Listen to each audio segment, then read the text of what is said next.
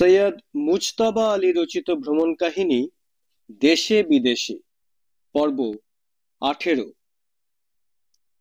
কাবুলের সামাজিক জীবন 3 হিস্সায় বিভক্ত। 3 শরিকে মুখ দেখা দেখি নেই। পয়লা শরিক খাস কাবুলি, সেও আবার দুভাগে বিভক্ত, জানানা মর্দানা।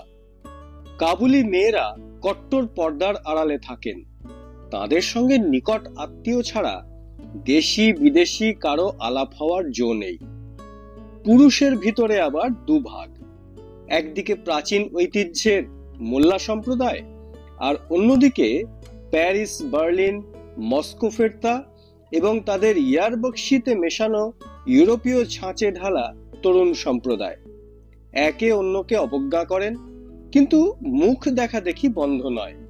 কারণ অনেক পরিবারেই বাপ মশাই বেটা মসিও। দুসরা শরিক ভারতীয়, অর্থাৎ পাঞ্জাব ফ্রন্টিয়ারের মুসলমান ও 1921 সনের খেলাফত আন্দোলনের ভারতত্যাগী মুজাহিরগণ। এদের কেউ কেউ কাবুলি মেয়ে বিয়ে করেছেন বলে শ্বশুরবাড়ির সমাজের সঙ্গে এরা কিছু কিছু যোগাযোগ বাঁচিয়ে রেখেছেন। তিসরা শরিক ইংরেজ, ফরাসি, জার্মান, রুশ ইত্যাদি রাজদূতাবাস। আফগানিস্তান ক্ষুদে গরিব দেশ, সেখানে এতগুলো রাজদূতের ভিড় লাগাবার কোনো অর্থনৈতিক কারণ নেই, কিন্তু রাজনৈতিক কারণ বিস্তর। ফরাসি, জার্মান, ইতালি, তুর্ক সব সরকারের দৃঢ় বিশ্বাস ইংরেজ রুশের মোশের লড়াই একদিন না একদিন হয় খাইবার পাসে, নয় হিন্দুকুশে লাগবেই লাগবে। তাই দুদলের পায়তারা কষার খবর সরজমিনে রাখার জন্য এক গাদা রাজদূতাবাস। তবু পয়লা শরিক আর দুসরা শরিকে দেখা সাক্ষাৎ কথাবার্তা হয়। দুসরা শরিকের অধিকাংশই হয় কারবারি, নয় মাস্টার প্রফেসর। দুদলের সম্পূর্ণ আলাদা হয়ে থাকা অসম্ভব। কিন্তু পয়লা ও তেসরা ও দুসরা ও তেসরাতে কখনো কোনো অবস্থাতেই যোগাযোগ হতে পারে না। যদি কেউ করার চেষ্টা করে তবে সে স্পাই। মাত্র একটি লোক নির্ভয়ে কাবুলের সব সমাজে অবাধে গতায়াত করতেন। বাগদানাফ সাহেবের বৈঠকখানায় তার সঙ্গে আমার আলাপ হয়। নাম দোস্ত মোহাম্মদ খান, যাতে খাস পাঠান। প্রথম দিনের পরিচয় শেক হ্যান্ড করে ইংরেজি কায়দায় জিজ্ঞেস করলেন, হাউ ডু ইউ ডু। দ্বিতীয় সাক্ষাৎ রাস্তায়।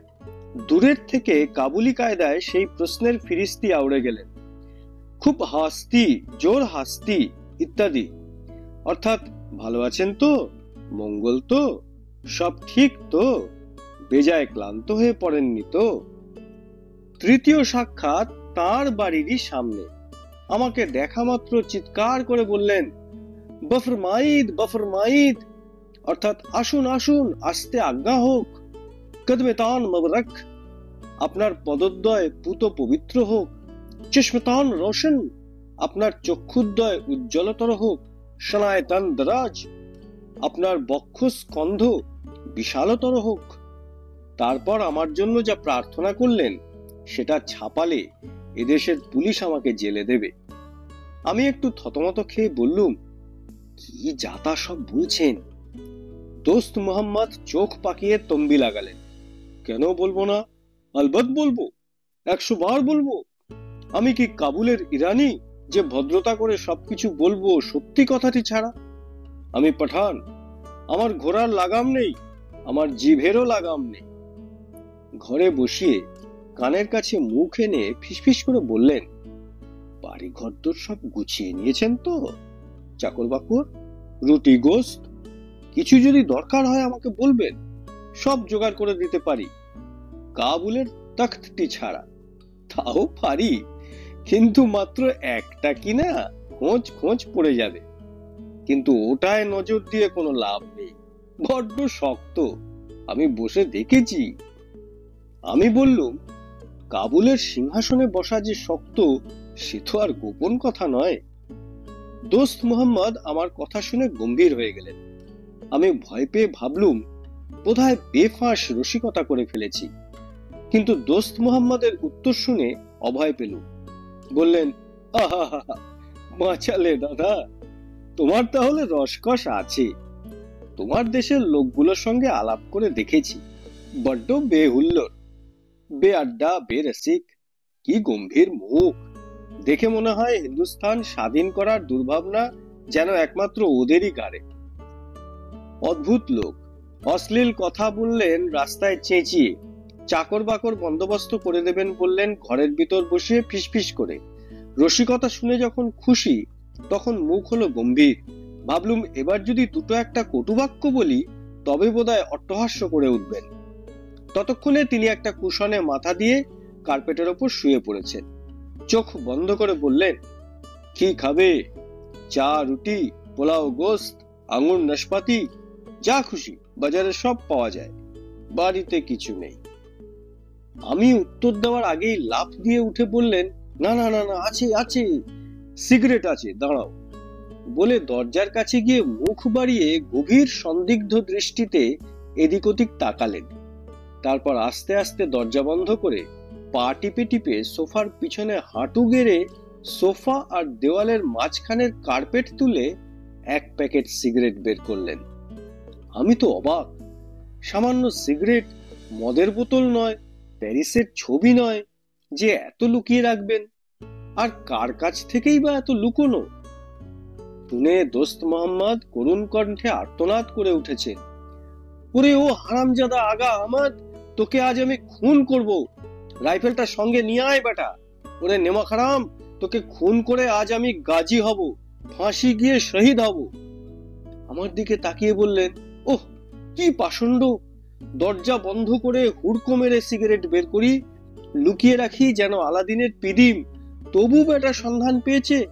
আর কি বেহায়া বেশারাম, 10টা সিগারেটই মেরে দিয়েছে। ওহ।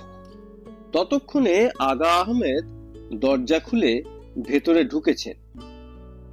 কারো দিকে না তাকিয়ে দোস্ত মোহাম্মদের কোনো কথায় সাড়া না দিয়ে সোজা সোফার পিছনে গিয়ে কার্পেটের তলায় আরো বেশি দূর হাত চালিয়ে আর এক প্যাকেট পুরো সিগারেট বের করে আমার হাতে দিল।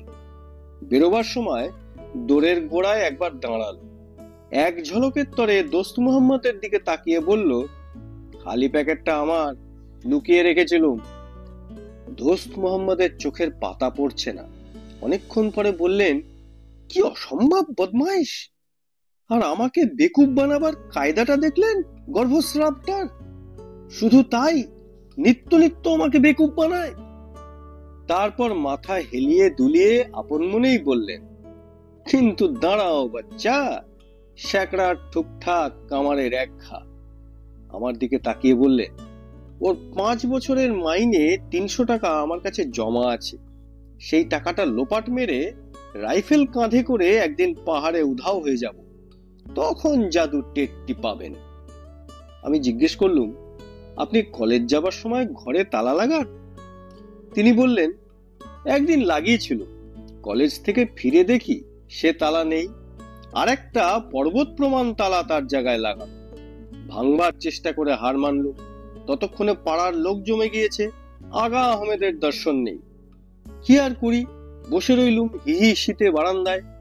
হেলে দুলে আগা আহমেদ এলেন ঘন্টাখানেক পরে। পাষণ্ড কি বললো জানো? ও তালাটা ভালো নয় বলে একটা ভালো দেখে তালা লাগিয়েছি। আমি যখন মারমার করে ছুটে গেলুম তখন শুধু বলল, কারো উপকার করতে গেলেই মার খেতে হয়। আমি বললুম, তালা তাহলে আর লাগাচ্ছেন না বলুন? কি হবে, আগা আহমেদ আফ্রিদি, ওরা সব তালা খুলতে পারে। জানো, এক আফ্রিদি বাজি ফেলে আমির হাবিবুল্লাহর নিচের থেকে বিছানার চাদর চুরি করেছিল। আমি বললুম, তালা যদি না লাগান তবে একদিন দেখবেন আগা আহমেদ আপনার দামি রাইফেল নিয়ে পালিয়েছে। দোস্ত মোহাম্মদ খুশি হয়ে বললেন, তোমার বুদ্ধি শুদ্ধি আছে দেখতে পাচ্ছি, কিন্তু আমি তত কাঁচা ছেলে নই। আগা আহমেদের দাদা আমাকে 8 বছরে 600 টাকা দিয়েছিল ওর জন্য দাও মতো একটা ভালো রাইফেল কেনার জন্য। এটা সেই টাকায় কেনা, কিন্তু আগা আহমেদ জানে না। ও যদি রাইফেল নিয়ে উবে যায় তবে আমি তার ভাইকে তক্ষুনি চিঠি লিখে পাঠাবো, তোমার ভ্রাতৃহস্তে রাইফেল পাঠাইলাম, প্রাপ্তি সংবাদ অতি অবশ্য জানাইবা। তারপর 2 ভাইয়েতে। আমি বললুম, সুন্দর উপসুন্দর লড়াই, দোস্ত মোহাম্মদ জিজ্ঞাসা করলেন, রাইফেলের জন্য তারা লড়েছিল? আমি বললাম, না না, সুন্দরীর জন্য। দোস্ত মোহাম্মদ বললেন, তবা তবা, স্ত্রী লোকের জন্য কখনো জব্বর লড়াই হয়? মোক্ষম লড়াই হয় রাইফেলের জন্য। রাইফেল থাকলে সুন্দরীর স্বামীকে খুন করে তার বিধবাকে বিয়ে করা যায়। উত্তম বন্দোবস্ত।